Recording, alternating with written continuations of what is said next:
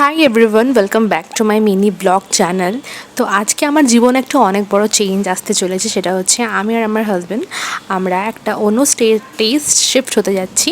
তো এখানে সমস্ত লাগেজ নিয়ে আমরা রেডি হয়ে গিয়েছি। বাবা আগে বসে রয়েছে। তো এখানে স্টেশন আমাদের আর মাত্র 20 মিনিট ছিল। আর তার মধ্যেই মনে পড়েছে আমার হাজব্যান্ড নিজের পার্সটা আনতে ভুলে গিয়েছে। খুব টেনশনের মধ্যে পড়ে গিয়েছিলাম, বাট ফাইনালি আমরা ট্রেনটা পেয়ে গেলাম। তো এখানে আমরা ট্রেনে উঠে একটু কফি খেয়েছিলাম, যেহেতু সন্ধ্যের সময় ছিল। আর জানলার ধারে বসে দেখতে দেখতে চলে গিয়েছিলাম হাওড়া স্টেশনে। ওখানে যেই রেস্টরুমটা আছে না, সেখানে আমরা রেস্ট করেছিলাম। আর সারা রাত ঘুম তো হয়ইনি। তো এখানে ঘুম যেহেতু হয়নি, টাইম পাস করার জন্য আইসক্রিম নিয়েছিলাম, আর কিছুক্ষণ পর একটু কফিও খেয়েছিলাম। তারপরে দেখতে দেখতে হয়ে গেল ভোর। আর আমি বাংলার মেয়ে, কিন্তু আমি হাওড়া ব্রিজ দেখিনি। এটা আমার কাছে একটা বিশাল বড় জিনিস ছিল।